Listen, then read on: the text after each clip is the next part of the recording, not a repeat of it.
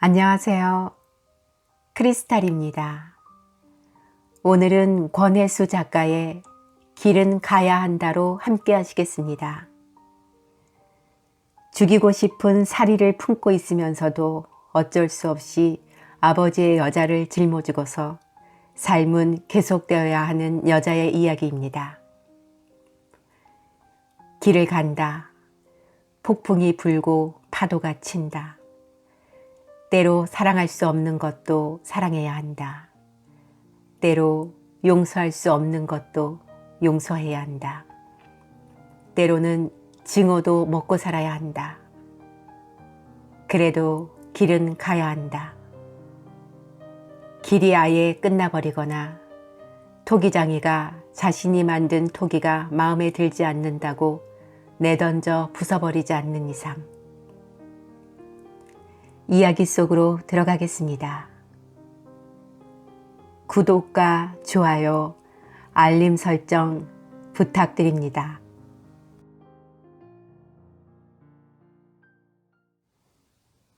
길은 가야 한다. 언제나 그러하듯 베개에 반듯하게 머리를 눕히고 그녀는 잠들어 있다. 밤 2시의 어둠까지도 반사할 듯한 희다 못한 창백한 피부와 독특한 감동을 주는 섬세한 얼굴과 목에선 하루도 그 아름다움에 질투를 느끼지 않은 적이 없었던 얼굴이 무방비 상태로 지금 나의 사리 앞에 잠들어 있다. 그녀가 오만하게 고개를 쳐들고 스스로 원하는 곳을 다녔을 때에도 그 요요한 목 깊숙이 비프 스테이크 포크를 꽂고 싶은, 그리하여 그 생명의 정점으로부터 뿜어져 나오는 붉은 피를 보고 싶은 욕망에 나는 자주 몸을 떨었었다. 죄란 문 뒤에 교활하게 숨어있는 한 마리 맹수와 같다. 어느 때고 문을 여는 인간을 덮치려고 나는 과도를 진 오른손에 쥐가 나도록 힘을 준다. 내 손은 어쩔 수 없이 떨리고 있었다. 조금이라도 이 떨림을 방치했다가는 나는 다 준비된 살인을 감행할 수 없을지도 몰랐다. 나는 그녀 앞으로 한 발 더 다가선다. 이제 내 운명은 여기서 돌이킬 수 없다는 것을 느낀다. 돌아서기엔 그녀가 너무 가까이 있었다. 나는 잠시 호흡을 가다듬기 위해 눈을 감는다. 나는 지금 내가 악마에 사로잡혀 있다는 것을 너무나 명료하게 알고 있다. 아니, 사로잡혀 있는 것이 아니다. 악마는 인간이 그에게 허용해준 힘밖에 가지고 있지 못하니까 죄가 아무리 문 뒤에 도사리고 앉아 인간을 덮치려는 욕망을 가지고 있다 해도 인간은 죄를 다스린다.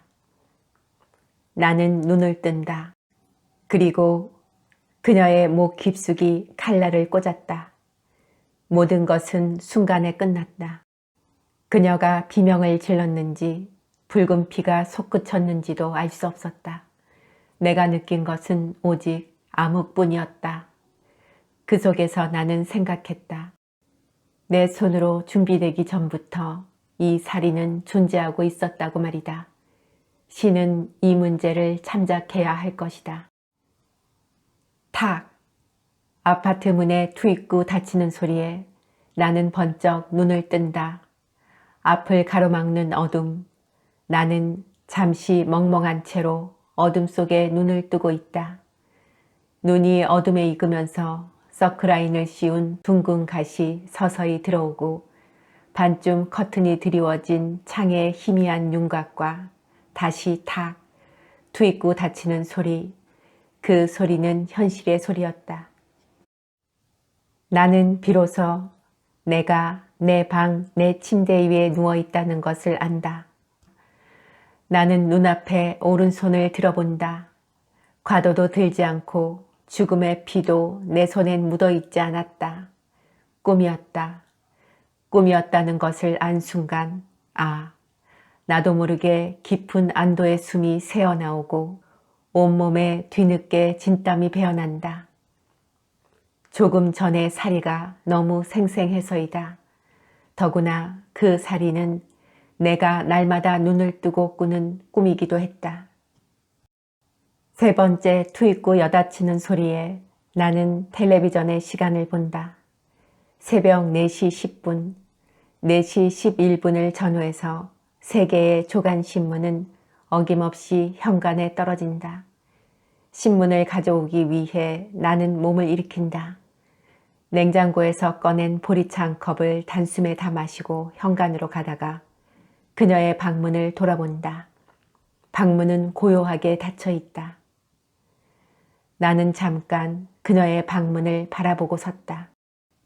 그러다가 급히 방 앞으로 다가가 방 안의 기척에 귀를 기울인다. 평소처럼 안에서는 아무런 기척도 없다. 자지 않을 때도 그녀의 생활은 그림자 같다. 조심스럽게 손잡이를 돌려본다. 문은 잠겨 있지 않았다. 나는 문득 실망과 안도를 동시에 느낀다.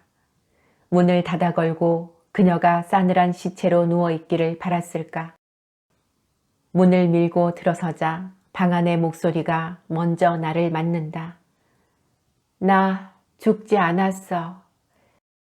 아무런 감정도 무게도 느낄 수 없는, 그래서 오히려 이쪽을 긴장시키는 음성.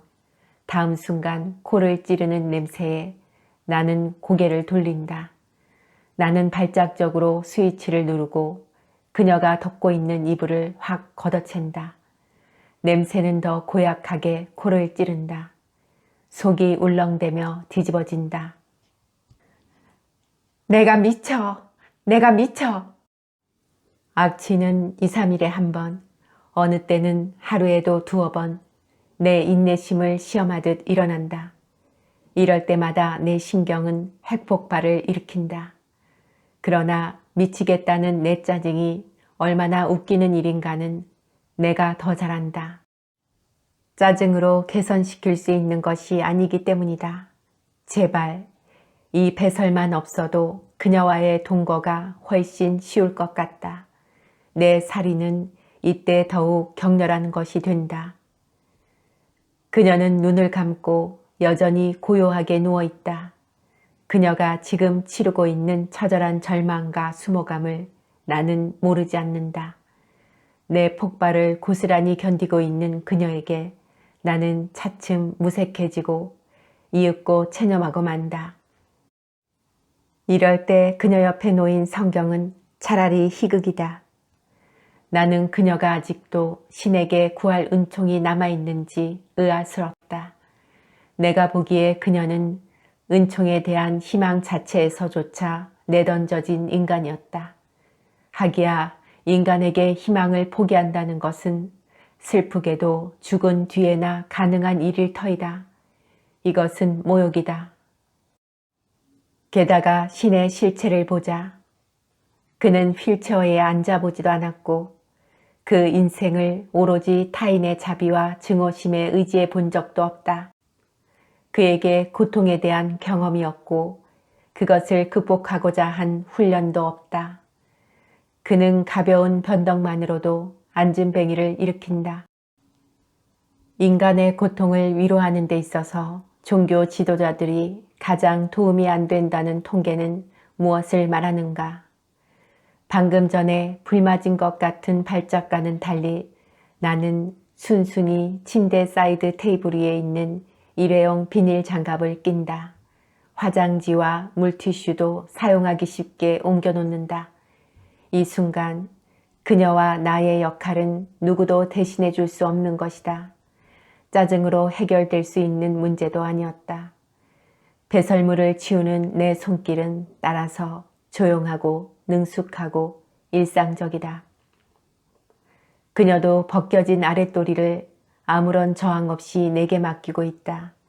비정상적으로 가느다란 다리, 어린아이같이 희고 연약한 피부, 최소한의 반항조차 잃어버린 육체가 때때로 나를 슬프게 한다. 그럼에도 유일하게 살아있는 듯한 검고 무성한 채모, 기저귀와 뒤를 닦아낸 티슈 장갑을 비닐봉지에 싸서 쓰레기 봉투에 버린 뒤 나는 그녀를 벗긴 채로 휠체어에 앉힌다. 휠체어에 옮겨 앉히는데도 요령이 필요하다. 창문과 베란다까지 다 열어놓고 휠체어를 밀고 나는 욕실로 간다. 베란다 유리문 밖에는 비구승의 머리 같은 새벽빛이 머물러 있다. 그녀를 변기 위에 옮겨 앉히고 나는 샤워기로 온몸에 물을 뿌린 다음 비누칠을 하고 씻긴다. 때로는 거칠게, 때로는 그래도 성의를 다하여 씻긴다.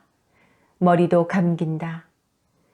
그녀의 피부는 찐 달걀의 속살처럼 아름답다. 그리고 진달래 꽃빛 같은 젖꼭지, 손은 사용할 수 있기 때문에 아래를 씻는 것은 그녀가 한다. 뒷물을 할 때는 나는 밖으로 나와 잠시 다른 일을 본 척하고 들어간다. 적어도 겉모양이 이런 일상적인 관계가 되기까지 내가 그녀와 치른 분노와 증오의 전쟁은 치열한 것이었다. 그녀를 휠체어에 들어앉히다 말고 털썩 놓아버리고 바닥에 두 다리를 뻗고 울부짖는 시간들, 끼니조차 주지 않았던 증오, 머리를 감기면서 수없이 잡아 흔들었던 그 머리채. 너 때문에 내 인생이 이게 뭐냐고, 너 때문에 내 인생이 뭐냐고 말이다. 결코 내가 맡을 배역이 아님에도 억지로 내게 주어진 역할, 그 배역과 나는 5년째 전쟁을 치르고 있는 중이다. 그것은 내 운명과의 사투이기도 했다. 다시 그녀를 침대에 눕혀 새 기저귀를 채운다. 편한 홈웨어를 입혀 휠체어에 앉게 했을 때는 4월의 아침이 환하게 밝아 있었다. 나는 지쳤다. 싱크대 서랍에 담배깎아 라이터를 꺼내 거실 벽에 두 다리를 세우고 기대앉는다. 담배 연기를 내뿜을 때는 희노애락을 다 초월한 것 같다. 나는 시간을 들여 담배를 피운다. 내 시선은 망연하다. 머릿속에는 아무 생각도 없다. 맞은편 아파트의 닭장 같은 베란다들이 담배 연기 속에 환영처럼 아득하다. 담배 한 개비를 다 피우고 나서도 나는 한참을 그렇게 앉아있다. 그러다 거실 바닥에 쪼그리고 눕는다. 현관에는 아직도 신문과 우유가 그대로 떨어져 있다. 나는 깜빡 잠이 든다. 스팀이 들어와 따뜻한 거실 바닥에서 나는 1시간 동안 잤다. 우거지 된장국과 병어구이로 그녀와 나의 아침을 준비했다. 그녀는 아침을 먹지 않겠다고 했다. 배설은 그녀의 선택이나 의지 밖의 것이지만 식사 거부는 그녀가 유일하게 할 수 있는 선택이고 의사표시이다. 하기야 밥이 넘어간다는 것도 모욕이다. 나도 내 밥숟가락에 먹고자 하는 욕구에 모욕을 느낀다. 두어 번 거절에도 불구하고 나는 그녀의 휠체어를 끌어다 식탁 앞에 앉힌다. 속으로 꼴값한다는 생각이지만 여기까지는 참는다. 내가 밥 한 공기를 비울 때까지 그녀는 수저를 들지 않고 있다. 내 증오가 또 폭발한다. 다른 때 같으면 그래, 굶고 싶으면 어디 굶어봐라. 무시하고 나 혼자 먹고 만다. 그러나 오늘 아침엔 속에서 불길이 치솟는다. 나는 급기야 그녀 자리로 건너가서 숟가락을 강제로 그녀 입에 쑤셔 넣는다. 먹어, 먹으란 말이야.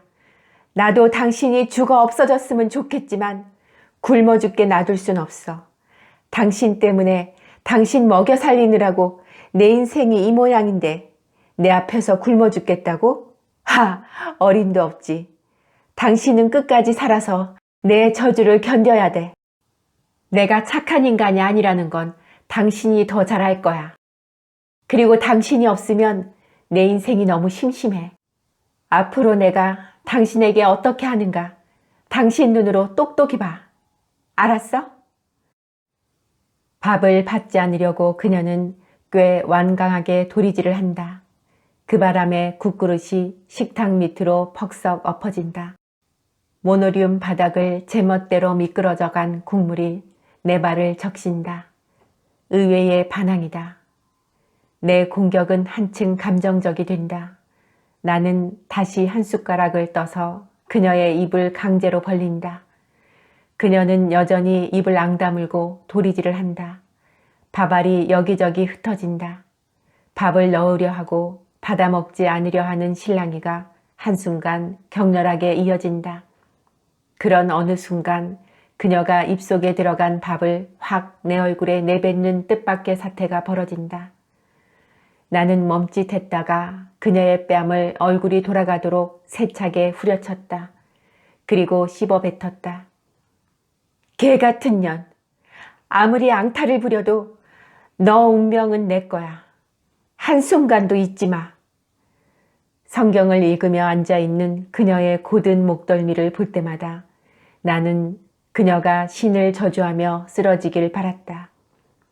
그녀는 한순간 얼굴이 돌아간 채 가만히 앉아있다. 얼굴에 묻은 밥풀을 뜯어내며 나는 모욕감을 쉽게 사귀지 못한다. 다시 한번 말하지만 잊지 마. 너 운명은 내 거야. 내 맘대로 한다고. 죽어도 내가 죽일 거야. 내 악쓰는 소리를 뒤로하고 얼굴을 든 그녀가 휠체어를 밀어 주방을 나간다. 그 장면은 마치 내게 소리가 끊어진 텔레비전 화면에 슬로우 모션을 연상케 한다. 갑자기 싸움의 상대를 빼앗긴 나는 우르르 달려가 휠체어를 낚아채 패대기 치고 만다.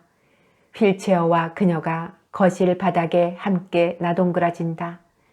내가 일으켜주지 않으면 그녀는 평생을 그렇게 누워 있어야 할 것이다. 그래도 내 울분은 사그러들지 않는다. 남은 것은 내가 나를 찢는 것이었다. 나는 그 자리에 털썩 주저앉아 어린애처럼 두 다리를 바둥거리며 통곡을 터뜨렸다. 그러나 내가 나를 찢는다고 해서 운명이 그녀의 똥을 치워주지도 않고 휠체어에서 일으켜 세워주지도 않는다는 것을 너무도 잘 알았다. 청바지에 티셔츠를 걸치고 원고가 든 가방을 메고 나는 11시쯤 집을 나선다. 아침 대신 두통약을 2알이나 먹었다. 울고 난 뒤에 두통은 쉽게 가라앉지 않는다. 엘리베이터 안에 거울에 비친 하장기 없는 얼굴이 버석 메말라 있다. 침으로 입술을 죽여본다. 로즈라도 바르고 나올 걸 그랬나 싶다. 지하철역 플랫폼에서 영화 주간지 하나를 사들고 기차에 오른다. 출근 시간이 지난 뒤에 지하철 안은 빈자리가 여기저기 남아있다. 대충 넘겨보던 영화 기사 안에서 문득 시 하나를 발견한다. 아침마다 밥벌이를 위하여 거짓을 파는 장터에 간다. 희망을 품고 나는 장사꾼들 틈에 끼어든다. 마치 이 아침 나를 두고 쓴 시 같아서 실소가 나온다. 커피숍에는 감독 외에 뜻밖에도 사장이 나와 있었다. 내가 통유리 앞에 자리에 앉자마자 사장이 말했다. 아니, 우리 예쁜 이 작가 얼굴이 영 못쓰게 됐구먼. 내가 영양 보충 좀 해주어야겠는데. 감독은 말이 없다. 색바랜 카키색 모자 아래서 그의 얼굴은 피곤해 보인다. 그는 과묵한 사람이다. 그가 포르노 비디오 감독이라는 것이 나는 자주 슬프다. 그의 과묵과 때때로 언뜻 드러나 보이는 고급 취향과 지금 그가 몸을 담고 있는 저급한 외설이 어울리지 않아 보여서다. 그의 피곤은 기본적으로 그의 삶 자체에 대한 피곤이라는 것을 나는 안다. 반면에 50대 초반의 사장은 작고 당당한 체구에 에너지가 넘친다. 어디로 튈지 모르는 럭비공 같다. 나는 사장의 말에 대꾸하지 않는다. 그런 류의 대사는 무시하는 게 최고니까. 안녕하세요. 사무적인 인사만 한다. 이 작가하고 신 감독이 너무 수고하는 것 같아서 내가 점심 사주러 나왔어. 사장이 말한다. 나는 실수한다. 그는 그렇게 선심을 쓰는 사람이 아니다. 무슨 꿍꿍이인가. 사장은 철저한 장사꾼이다. 아니, 장사꾼의 정당한 철학조차 없다. 그에게 있어 작가나 감독은 단순히 머슴일 뿐이다. 자기 밥상에서 떨어진 밥 부스러기를 주워 먹는 개다. 여기서 더 깊이 생각하진 말자. 너무 많이 생각하는 건 비극이다. 감독은 역시 말이 없다. 그는 뭔가를 생각 중인 것 같다. 그의 눈이 그 생각을 따라가느라 안으로 향해 있다. 사장은 나와 감독의 의견을 묻고 커피 석 잔을 주문한다.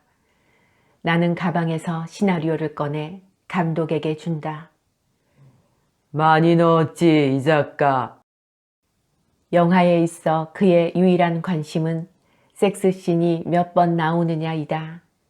나와 처음 만났던 날도 그는 엄지손가락을 검지와 중지 사이에 쑥 넣어 보이며 감독에게 말했다. 이번엔 몇 번이야? 너무 노골적이어서 나는 구토를 느꼈었다. 포르노 비디오의 각본 자체로서의 가치를 따진다는 것은 웃기는 일이다. 그것은 단지 섹스씬이 들어갈 부분을 지정해주는 작업표 정도다. 100만 원의 내 극본 값은 20번에 가까운 섹스씬 값이다. 회당 5만 원 정도. 그거야 제가 할 일이 아니죠. 나는 정직하게 대꾸한다. 얼굴이 붉어졌던 처음의 무안함 따윈 이제 내게 없다. 그러나 구토는 점점 심해진다. 어느 날엔가는 한꺼번에 왕창 토해냈었다. 너무 많은 것을 보고 듣는 것도 비극이다. 나는 감독을 본다. 그는 대충 시나리오를 넘겨보고 있다. 역시 피곤한 자세다. 촬영을 시작하기 전 암중 무색을 할 때의 감독들은 몹시 게을러 보이는 특징이 있다. 나는 그의 얼굴을 살핀다. 원고를 넘겨주고 바로 옆에서 감독이 그것을 읽을 때의 긴장은 고약한 것이다. 이 긴장이 싫어 이직 그만해야지 생각할 정도로. 감독이 시나리오를 덮는다. 반쯤 읽은 것 같다. 별말이 없다. 이렇다 할 표정도 없다. 작품 내용은 이미 그와 내가 충분히 상의를 했었다. 셋은 각기 딴 생각을 하며 커피를 마신다.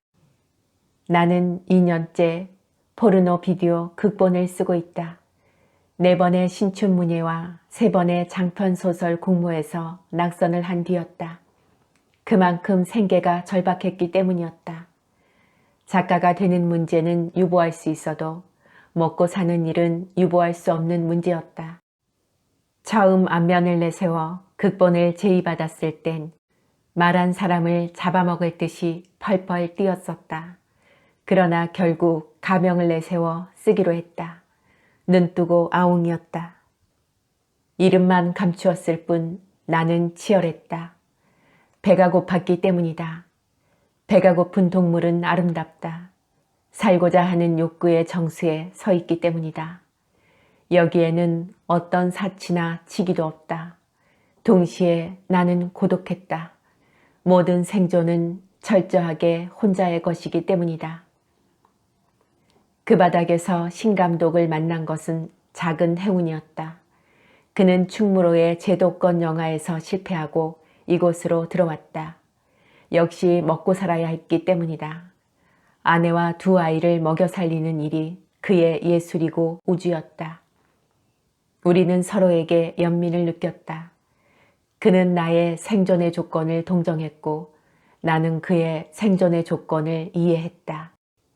세상이 어느 의미에서는 삶 자체가 엔터테인먼트화되는 판국에 그와 나는 아직도 단순히 먹는 자체를 고민한다. 무얼, 어디서, 어떻게 먹을까가 아니다. 지금 내 관심은 오로지 새끼밥을 어떻게 조달해야 하느냐이다.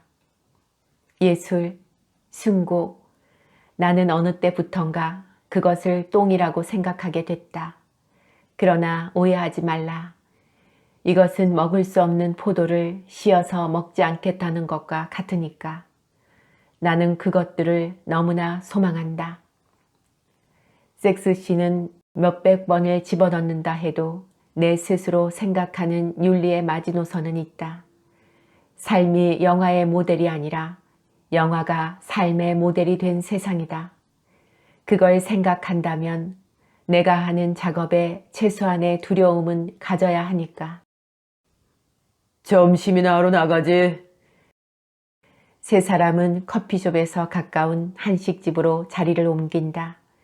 감독은 피곤한 표정을 풀지 못하고 있다.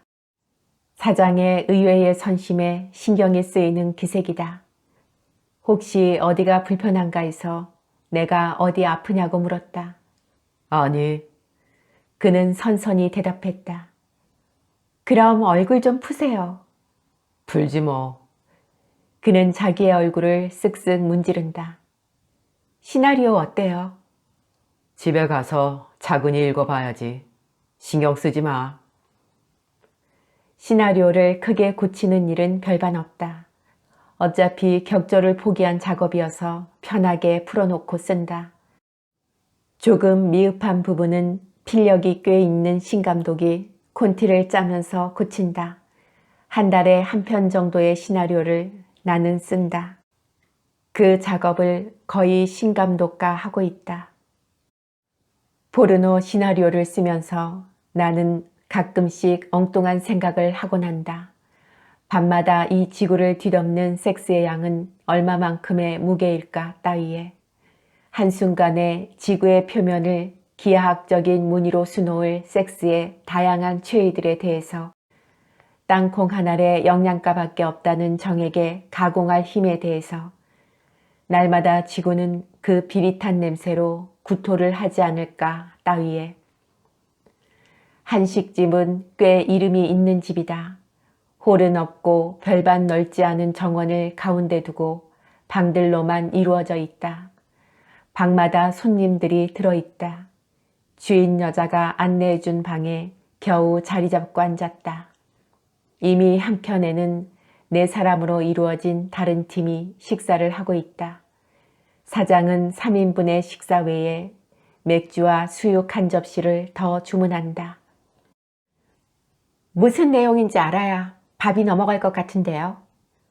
내가 말했다. 가시가 있다. 역시 이 작가는 빨라. 그는 내가 먼저 운을 뗀 것에 흔쾌해한다. 손님을 대접해야 할 때 외에는 사장은 이런 집에 잘 오지 않는다. 그의 인간 다루기는 놀랍다. 일단의 충무로 기성 감독들에 대한 그의 공손함과 깍듯함은 소문이 나 있다. 일종의 미끼다. 그들이 장차 그의 밥상에서 떨어진 밥부스러기를 먹으러 올 날을 위해 그들이 오히려 그를 개새끼로 보거나 말거나. 낚싯밥 같아? 낚싯밥이라도 먹고는 봐야지. 자, 이 작가부터 한 잔 받지. 사장이 먼저 나온 맥주병을 든다. 이 작가 하지만 그가 나를 어떻게 생각하고 있는가는 잘 안다. 감독들이 데려온 여배우를 따먹는다는 소문이 있는 그가 나를 보는 시선도 꽤 불쾌하다. 나는 미모는 아니지만 균형 잡힌 몸매에 탄력 있고 가무잡잡한 피부가 매력적이라고들 했다. 속된 말로 새끼나 쓰게 생겼다는 뒷소리를 듣고 있다. 점점 예뻐지느니 하는 사장의 실없는 소리에도 그런 색깔이 있어서 경계한다. 신감독과 나를 두고 두 사람은 별일 없는 거지. 하는 말을 농담만은 아니게 하고 다닌다. 이것도 너무 깊이 생각하진 말자. 이 하수구 문화에 대해서는 더구나 그렇다. 지하 속 썩은 물살에 떠내려가지 않기 위해서는 여기에 둔감할 필요가 있다. 어느 날인가 나는 저 무대 위에 객석을 깨우는 총소리를 울리며 나타날 것이다. 당장 눈앞의 사장이 나를 어떻게 생각하든 상관하지 않을 수 있다. 기꺼이 감내한다. 지금 내가 하는 일을 경멸하지도 않는다.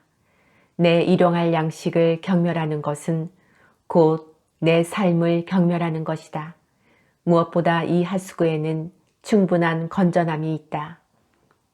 룸사롱에서 딸 같은 아이의 몸을 더듬느니 가끔씩 젖소 부인 바람난내를 빌려와 아내와 그 짓을 한다면 좋은 일 아닌가. 그들이 타르코프스키의 영화나 전태일이나 꽃잎을 보지 않는다고 경멸할 권리는 누구에게도 없다. 26mm 세계는 분명 또 하나의 거대한 문화다. 이 빨간 딱지 영화는 비디오 가게에 매상을 확실히 올려준다. 작년에 선풍을 일으켰던 신감독의 비디오들은 넥타이 부대에서부터 입소문이 났었다. 그러나 이것으로는 부족하다. 충분한 건전함만으로는. 그래서 유행가의 가사처럼 하루에도 몇 번씩 나는 초라해지고 하루에도 몇 번씩 나는 또 위대해진다. 사장은 우적우적 간장에 찍은 수육을 먹고 감독은 맥주를 마시고 나는 우거지 된장국에 국물을 뜬다. 세 사람의 식사는 영 보조가 맞지 않는다. 무생선 조림, 고들빼기 김치, 계란찜, 곤쟁이 젖이 젓가락 오기를 기다리고 있다. 무슨 얘긴지 하시죠.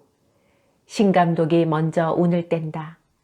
사장은 수육을 한 점 더 먹고 나는 따라 놓은 맥주를 마신다. 맥주는 이미 시원한 맛이 사라졌다. 신감독 작품도 이번에는 상하로 만드는 게 어때? 사장이 말했다. 만드는 게 어때? 정중하지만 이건 곧 만들 나이다. 사장으로서는 신감독을 대접하는 것이다. 그의 집에서 신감독이 제일 작품을 많이 만들었고 그의 비디오가 제일 인기가 있다. 신감독은 비디오 업계에 이를테면 스타 감독이다.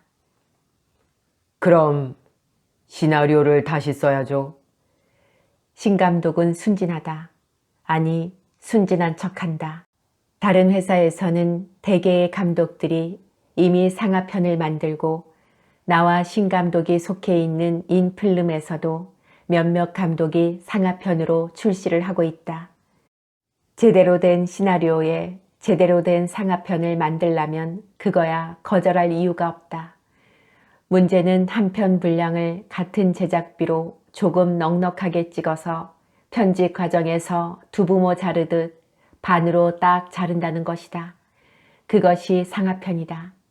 사장은 지금의 시나리오에 섹스씬 몇 개 더 넣으면 상하편이 되는 것으로 생각하고 있다. 대개의 사장들이 그렇다. 신 감독이 이제까지는 그렇게는 못한다고 버텨왔다. 결국 올 것이 온 것이다. 여기서 더 버틴다면. 그럼 신감독하고 우리 회사는 맞지 않는 것 같구먼. 그것으로 그만이 될 수도 있다.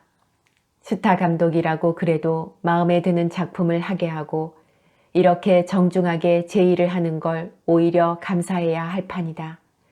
점심을 사면서 그의 의견을 얘기할 만큼 사장은 정중한 사람이 아니다. 실상 그렇게 정중해야 할 사항도 아니다.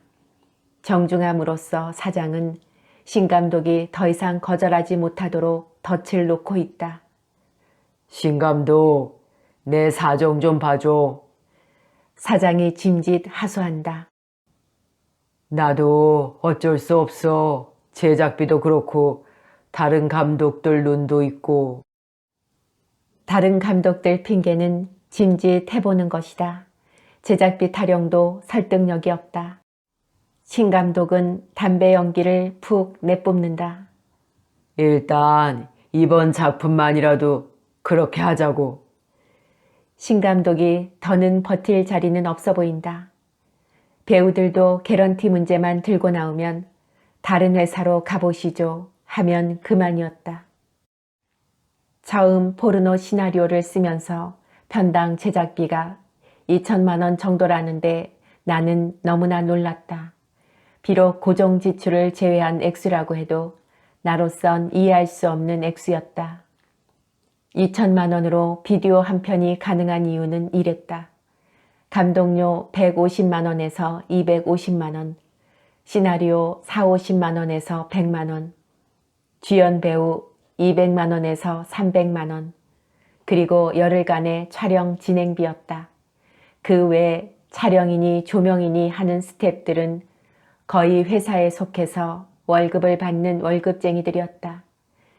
130만 원짜리 월급쟁이 감독도 있었다. 월급쟁이 감독은 촬영이 없을 때면 박스 나르는 막일꾼도 되어야 한다. 같은 상영 시간이면서 극장용 영화가 10억이니 20억이니 드는 것에 비하면 비교조차 할 수 없는 제작비다. 내 원고료도 그들과 단순 논리로 비교한다면 20분의 1이었다. 포르노 비디오 시장은 땅 짚고 헤엄치는 곳이다. 이곳 사장들은 대부분 돈을 벌어 자기 빌딩을 가지고 있다. 사장도 을지로에 7층짜리 빌딩을 가지고 있다. 그 빌딩에 녹음실, 편집실 등의 기구와 카메라 같은 기자재를 모두 갖추고 있어 일부 인건비 외에는 돈 나갈 것이 없다. 실내 촬영은 또 사장이 회원권을 가지고 있는 강원도의 한 콘도에서 이루어졌다. 7층짜리 빌딩 안에서 사장은 제왕이다. 그 제왕이 보기에 조금 빛나는 별 하나쯤 별것 아니다. 그보다 더 빛나기를 바라는 별들이 주위에는 얼마든지 있으니까. 언제부터인가 2천만 원의 제작비도 많은 것이 되어버렸다. 배우들 개런티가 일당제로 바뀐 것이다. 촬영 기간도 일주일로 단축되었다. 주연 배우의 하루 출연료가 20만 원, 그걸 일주일 합하면 140만 원이다. 200만 원이나 300만 원에 비해서 어처구니 없이 내려간 액수다. 극장용 영화와는 달리 포르노 비디오에는 굳이 비싸거나 알려진 배우를 쓸 필요가 없다. 배우 보고 비디오 빌려가는 경우는 거의 없기 때문이다.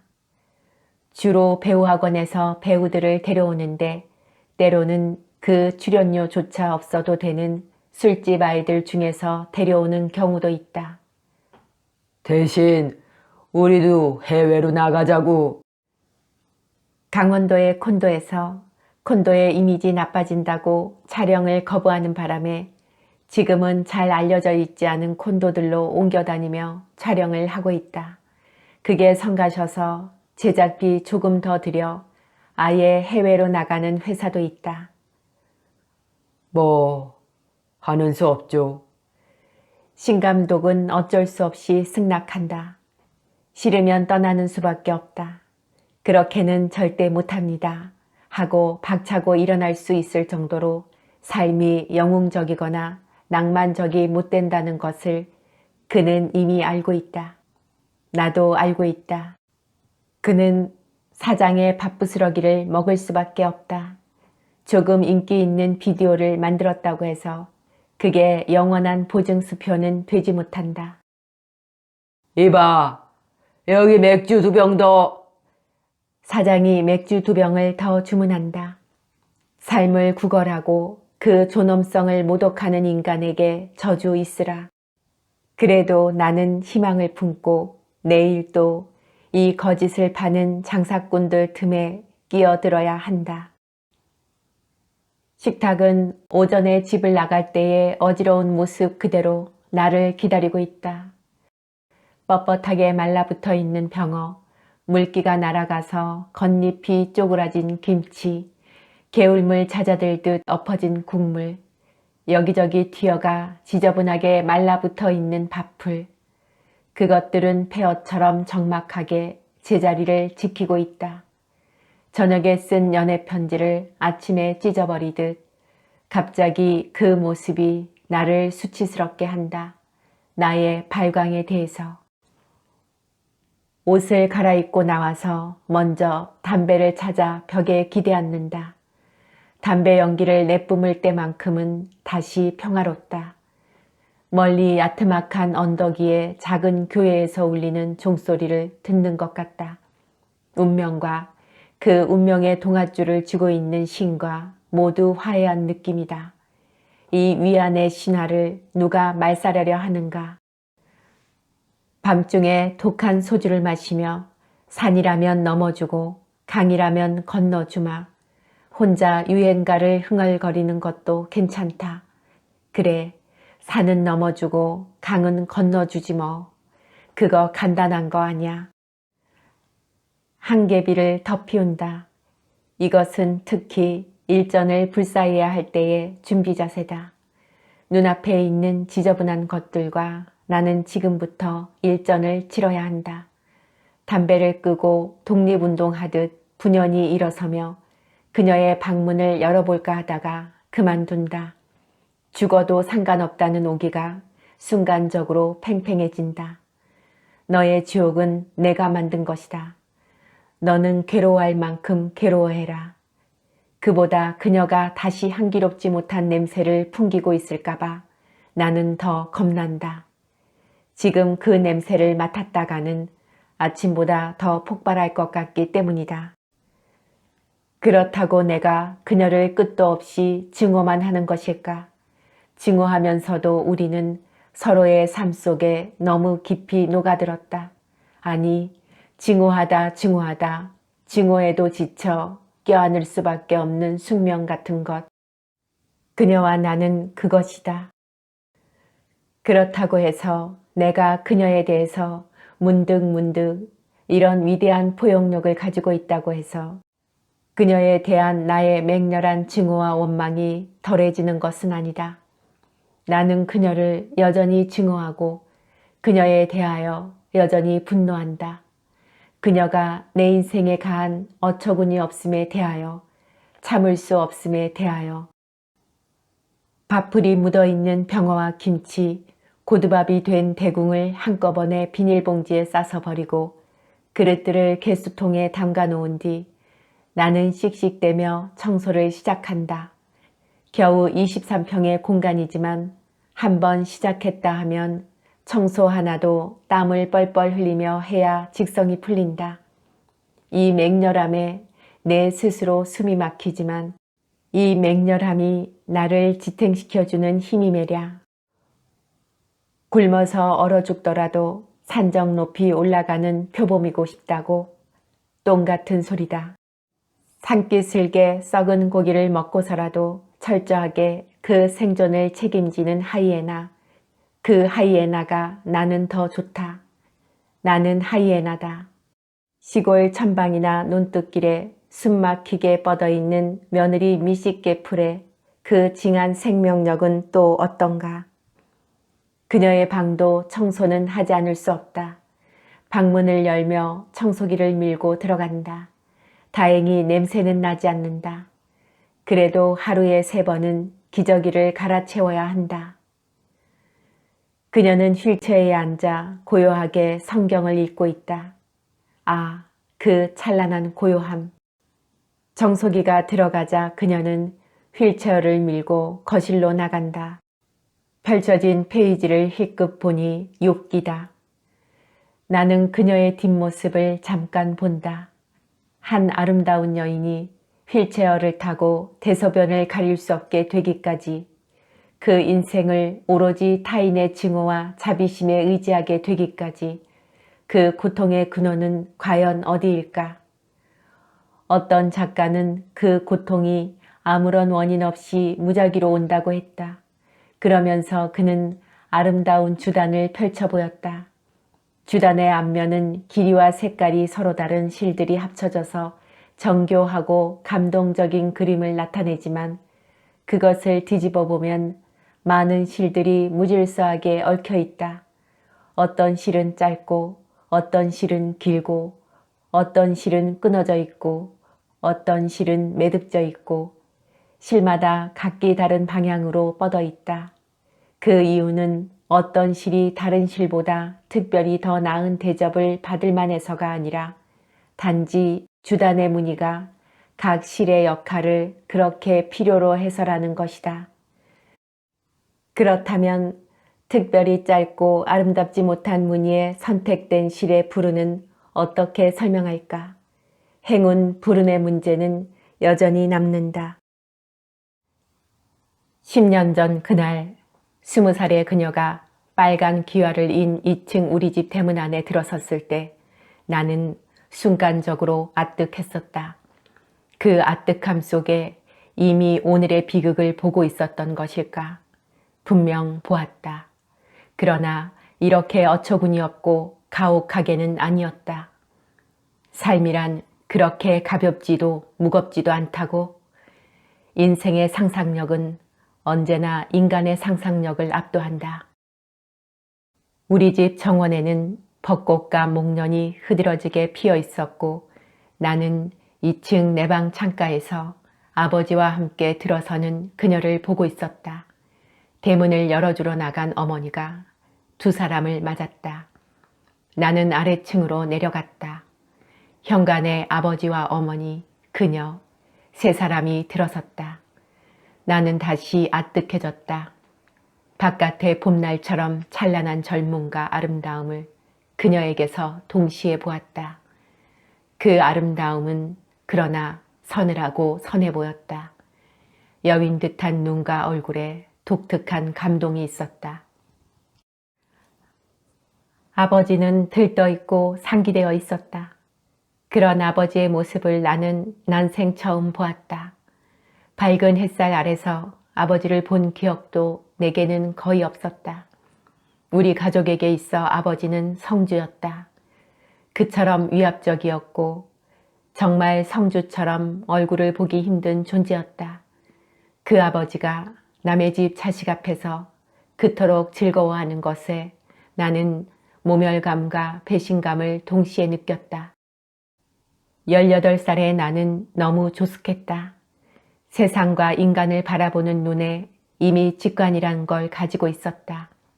평화로운 도시가 군홧발에 짓밟히듯 머지않아서 그녀의 선한 아름다움이 우리 집안에서 무너지리라는 것을 나는 직감했다. 아버지의 들뜸이 내게는 단순해 보이지 않았다. 내 나이 15살 때 이미 나는 작가가 될 수밖에 없는 숙명을 가지고 태어났다고 생각했다. 동화적인 꿈으로서 작가가 아니었다. 그 나이 때도 내 삶은 동화가 아니었다. 행복한 작가가 못 될 것이라는 것도 알았다. 나는 지금도 어느 순간 섬광처럼 눈앞을 스치는 이미지나 꿈을 두려워한다. 아버지는 사업가였다. 구로공단과 인천에 탄탄한 기계제품 공장을 2개나 가진 짭짤하게 성공한 사업가였다. 아버지의 귀가는 항상 늦었다. 4살 터울의 오빠와 나는 늘 아버지를 보지 못하고 잠이 들었다. 들어오지 않는 날도 많았다. 그것이 순전히 바쁜 사업 때문이었는지 또 다른 이유가 있어서였는지 거기에 대해서는 나는 알지 못했다. 기실 나는 아버지의 귀가 여부에 대해서는 관심이 없었다. 집안에서의 숨막히는 아버지의 존재를 나는 증오했다. 아버지는 가족을 억압하는 독선적이고 부정적인 권력의 다름 아니었다. 그 권력에 가족 모두가 심한 내상을 입고 있었다. 나는 아버지가 차라리 독립운동을 하느라 집을 떠나 있거나 매일 파산을 하고 초라하게 돌아오는 편이 더 나을 것 같았다. 무능하고 소심했던 어머니는 생활의 대부분을 돌아오지 않는 아버지를 기다리는 고통과 외로움 속에서 견뎌야 했다. 그것은 살인문 부여잡고 님을 기다린다는 등의 안타깝되 낭만적인 영상은 결코 아니었다. 아버지를 기다리는데 절망한 어머니는 오빠와 내가 고학년이 되면서 매일 밤 골목방 외등 밑에서 학원이다 과외 수업이다 하여 늦게 돌아오는 우리 남매를 기다리는 것으로 자신의 운명을 집약하였다. 때로는 눈 속에, 때로는 빛 속에, 때로는 차가운 밤안개를 배경으로 절망의 영상이었다. 그 영상을 내가 어떻게 나를 찢지 않고 감당할까? 불행한 부모는 불행한 자식을 만든다. 그러나 그때의 불행에는 아직 여유가 있었다. 얼마든지 낙원으로 되돌아갈 수 있는 그 여유가. 그녀가 우리 집 대문을 들어선 그 순간부터 낙원으로 돌아갈 수 있는 그 길을 나는 영원히 잃어버렸다. 그녀는 아버지의 고향에서 왔고 막 입학식을 치른 대학 신입생이었다. 아무 일가 친척도 없는 고향에 아버지가 우연히 들렀을 때 그녀의 할아버지가 부탁을 했단다. 우리 재신이 올해 대학을 갔는데 있을 곳을 좀 알아봐 달라고. 아버지는 흔쾌히 그럼 우리 집에 와 있으라고 했다. 아버지는 동은이 공부도 도와줄 겸이라는 말을 덧붙였다. 동은이는 내 이름이다. 아래층에 이따금 손님이나 묵고 가는 빈방이 하나 있었다. 그녀는 아버지가 없었고 어머니와 함께 할아버지 할머니 밑에서 성장했다. 게다가 외동딸이었다. 악마는 우리에게 어떤 모습으로 다가오는 것일까? 동화 속의 그림처럼 검은 외투를 입고 뿔이 달리고 음험한 웃음을 흘리며 공동묘지에서 저벅저벅 걸어오는 것일까? 그렇다면 인간은 악마를 두려워할 필요가 없다. 때때로 죄와 악마는 우리에게 너무나 매력적이고 십상하고 거부할 수 없는 열정으로 다가온다. 그것이 재앙이다.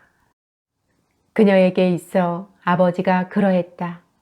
적어도 아버지는 제3의 여자들이 보기에는 매력적이었다. 그것도 대단히. 내 직관대로 그녀는 아버지의 여자였다. 그녀가 대학 졸업반에 올라간 봄날의 어느 날, 나는 밤중에 그녀 방에서 나오는 아버지를 보았다. 그때까지 집안에서의 두 사람은 너무나 자연스러웠고 투명하기까지 했다. 그때 이미 2년간이나 한 지붕 아래서 관계를 계속하고 있었는데도 인간에 대한 야비함. 그날 새벽녘 평소 자다가 한두 번 깨는 습관대로 나는 잠을 깼고 이상하게도 속이 더부룩했다. 찬물이 마시고 싶었다. 갈증까지는 아니어서 그대로 잘 수도 있었으나 일어났다. 밤중에 일어날 때마다 나는 나쁜 습관을 가지고 있었다. 2층 계단 위에 몸을 숨기고 아래층을 살피곤 한다는 것이었다. 그녀 방에 직접 귀를 대보기도 했다. 조용히 문을 여닫고 계단으로 간 나는 흠칫 뒤로 몸을 숨겼다. 아버지가 주방 옆에 붙은 그녀의 방에서 나오는 순간이었다. 헉, 숨이 막혔다. 2, 3초만 늦었어도 정확한 광경을 보지 못했을 것이다. 거실을 지나거나 안방문을 여는 아버지를 보았다면 그것은 목격이 못 된다. 한순간에 결정되는 인간의 운명에 나는 전율했다. 아버지는 어두운 거실을 그림자처럼 가로질러 안방이 아닌 자신의 서재로 들어갔다. 잠시 후 잠옷바람에 그녀가 방에서 나와 발소리를 죽여 화장실에 들어갔고 곧 샤워기에서 쏟아지는 물소리가 들렸다. 샤워 시간으로는 너무 짧은 것이어서 나는 그녀가 뒷물을 한 것이라고 생각했다. 그녀가 화장실에서 나와 다시 도둑걸음으로 방으로 들어갔다. 상황은 의심의 여지가 없었다.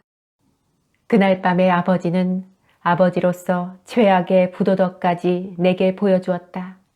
여기가 어딘가 아내와 자식이 함께 있는 공간이다.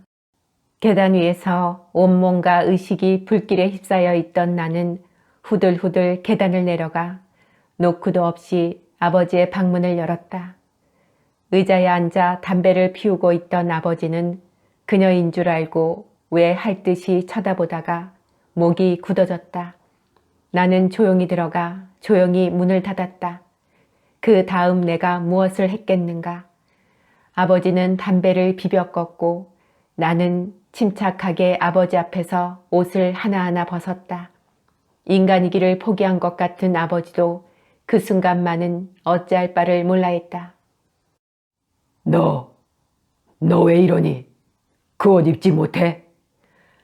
아버지는 나지막하게 그러나 숨막히게 소리쳤다. 드디어 나는 알몸이 되었고 그리고 아버지에게 씹어뱉었다. 아버지에게도 무서운 것이 있어요? 저도 여자예요. 이만하면 매력적이지 않아요? 그 순간만은 나도 인간이기를 포기했다. 아니, 아버지 앞에 드러낸 나의 알몸은 아버지의 권력에 대한 맹소였고 그 권위를 모조리 부정하는 것이었다. 눌려있던 용수철은 위험하다. 아버지 앞에서의 나는 눌려있던 용수철이었다. 언제 튀어오를지 모르던 그 용수철이 드디어 튀어오를 때를 찾았다. 나는 아버지에게 복수심 같은 걸 가지고 있었다. 가족을 자신의 노예나 하수인 취급하며 그 가족을 너무나 외롭게 내버려 둔 것에 대해서 말이다. 전행으로 휘두르던 권력도 딸의 알몸 앞에서는 비굴했다. 시선을 외면하고 있던 아버지는 벌떡 일어나더니 휙 나를 스쳐 방을 나갔다. 옷 입어. 한마디를 남기고 나는 냉소했다. 다시 침착하게 옷을 주워 입었다. 분노, 절망, 그것은 차라리 평범한 표현이었다. 여기서 나는 가족이란 굴레와 내 삶을 다 끝낼 작정이었다.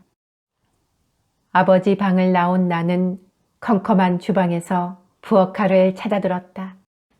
나는 지금 내가 무엇을 하고 있는가를 너무나 잘 알았다. 나의 행동 반경에 대한 내 의식은 지나치리만큼 선명했다. 그녀의 방 앞으로 갔다. 방문을 열었다. 방 안은 어두웠다. 스위치를 올렸다. 침대에 누워 이쪽을 향해 있는 그녀의 긴장한 얼굴이 또렷하게 보였다. 나는 오히려 서늘하게 가라앉아 갔다. 그녀가 벌떡 몸을 일으켰다. 칼을 보고 하얗게 질렸다. 동은아! 그녀가 다시 내 이름에 호소했다. 그녀는 그 호소가 자신을 구해줄지도 모른다고 생각했을 것이다. 그녀는 아직 내 사리의 무게를 몰랐다. 그 더러운 입으로 내 이름 부르지 마. 나는 단 한마디 그녀를 저주했다. 사리는 저주받은 영혼만이 하는 것이 아니다. 가인의 낫이 내 지붕 아래서 내 손에도 들려있을 줄이야. 그녀의 가슴과 나의 칼이 두세 뼘 정도로 좁혀졌다. 나는 그녀의 가슴에 칼날을 꽂았다. 그러나 비명을 지르며 피하는 그녀의 행동이 한 발 빨랐다. 칼은 침대 머리판에 꽂혔고 내가 칼을 빼는 사이 그녀는 숨막히게 아저씨 아줌마를 부르며 거실로 튀어나갔다. 그녀의 비명에 어머니가 허둥지둥 나오고 오빠가 2층에서 뛰어내려왔다. 어머니는 내 광기에 벌벌 떨고 있었고 칼을 들고 그녀를 쫓던 나는 오빠에게 붙잡혔다. 뒤늦게 정원에서 아버지가 들어오는 게 보였고 한순간에 급격하게 에너지를 소모한 나는 오빠에게 잡힌 채 벌벌 떨다가 쓰러졌다. 그 뒤는 알 수 없다. 눈을 떴을 때는 병원에서 수액을 꽂고 누워 있었다. 그때 내 눈에 들어온 어머니, 창밖을 보며 망연히 앉아있는 어머니는 살아있는 생명이 아니었다. 병실에는 어머니 혼자였다. 나는 수액 바늘을 빼내어 던지고 일어나 앉았다. 어머니가 놀라서 나를 보았다. 그 눈에 똑바로 대고 내가 말했다. 엄마는 알고 있었지. 언제부터 알았어? 언제부터 알았냐고? 내가 소리쳤다. 처음부터. 어머니가 겁먹은 목소리로 대답했다. 그런데도 오늘까지 참았단 말이야? 엄마가 사람이야? 그러고도 엄마가 사람이야? 나는 어머니를 마구 잡아 흔들었다. 어머니는 내가 흔드는 대로 아무 의지 없이 흔들렸다. 골목 밖 외등 밑에 서 있는 어머니를 볼 때마다 나는 소리치고 싶었었다. 엄마, 제발 이러지 마. 왜 이렇게 살아? 차라리 다른 엄마들처럼 옷 사고 보석 사고 계도하면서 쏘다니기라도 해. 아니면 교회를 가든지 무당을 불러 굿이라도 해. 아버지에게 여자가 있다면 다른 여자들처럼 치마 걷어붙이고 달려가 너 죽고 나 죽자고 머리채라도 잡고 뒹굴어. 그렇게라도 해서 엄마를 좀 행복하게 해봐. 아니면 아버지하고 이혼을 해. 내가 엄마 먹여 살릴게. 그러나 나는 그렇게 하지 못했다. 어머니는 그 행악마저도 할 수 없도록 가엾었다. 그날 병원에서 나는 어머니에게 아무 말도 하지 말았어야 했다. 그냥 수액바늘만 빼던지고 돌아왔어야 했다. 이튿날 어머니는 흥건한 빛 속에 싸늘한 시체로 발견되었다. 동맥을 끊은 것이다. 지금도 나는 어머니의 죽음이 자기 생에 대한 절망보다 자식을 볼 수 없는 수치심 때문이었다고 생각한다. 그 뒤 내 삶에 연이어 일어난 사건들은 마치 영화의 빠른 디졸브 같다. 싸늘한 어머니의 시체 위에 아버지의 파산과 실종이 겹쳐졌고 자살을 위한 그녀의 교통사고가 겹쳐졌다. 어머니가 죽은 뒤에도 아버지와 그녀의 관계는 계속되었고 집을 나가 거의 부부로 살았다. 아버지의 실종은 의도적인 것이었다. 탈세가 어떻게 포착됐는지 세무조사로 아버지의 사업은 무너졌고 검찰을 피해 아버지는 자취를 감추었다. 그리고는 소식이 없었다. 오빠와 나는 아버지를 찾지 않았다.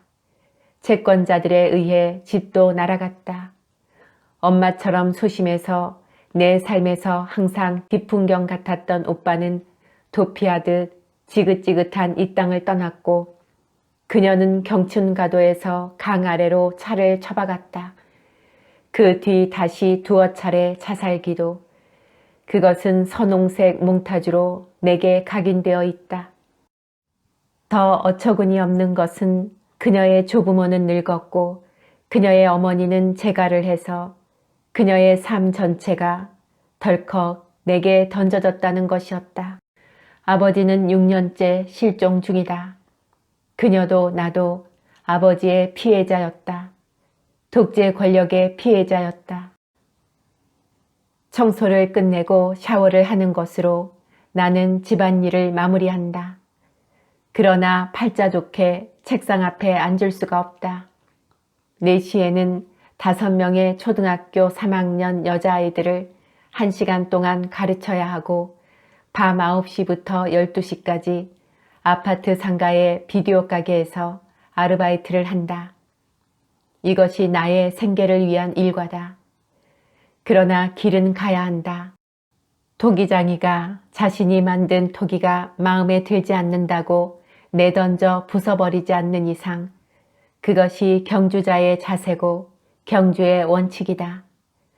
아이들이 돌아가고 저녁 식탁을 차리기 전에 다시 기저귀를 갈기 위해 그녀의 방으로 들어간다. 그녀는 무릎에 얼굴을 묻고 있다. 기도하는 자세 같다. 그녀의 어깨가 가늘게 떨린다. 운다. 그녀의 눈물을 본 지 오래되어서 나는 일순 주춤한다. 곶값거나 꼴값한다는 생각을 할 수가 없다. 잠시 보고 섰다가 휠체어를 침대가로 돌렸다. 침대에 눕히자 그녀가 나를 외면하며 말한다. 미안해, 동은아. 동은이라는 이름도 오랜만에 들었고 미안하다는 말도 오랜만에 듣는다. 내가 찬란하다고까지 표현했던 그녀의 그 고요함. 그것은 뒤늦게 그녀가 자기 생에 획득한 격조였다. 갑자기 내 가슴이 그녀의 미안하다는 말에 반응한다. 아침에 1시간 동안이나 거실에 나동그라진 채로 버려두었다는 것도 미안해진다. 그러나 여전히 뚱한 얼굴로 나는 오줌을 지린 기저귀를 빼고 엉덩이가 짓무르지 않도록 파우더를 발라주고 뽀송뽀송한 새 기저귀를 갈아채운다. 꺼멓게 멍이 들어있는 엉덩이 오른쪽에 안티프라민으로 정성껏 마사지도 해준다. 여기에는 아침에 내 행동에 대한 보상 심리가 깔려있다. 내 분노가 정당하다고 나는 말할 수 있다. 내 증오도 정당하다고 나는 외칠 수 있다. 그러나 정당한 분노만으로는 아무것도 해결될 수 없다는 것을 나는 안다. 증오와 분노에도 지쳐 껴안을 수밖에 없는 것이라면 운명도 우리를 버리고 신도 우리를 외면했다면 남은 것은 그녀와 내가 서로 사랑하는 것이다. 등짐이 무겁지만 주어진 길은 가야 한다. 나는 그녀와 언제나처럼 말없이 저녁 식탁 앞에 앉는다. 그녀는 울어서 눈이 충혈됐고 나는 여전히 뚱한 얼굴이다.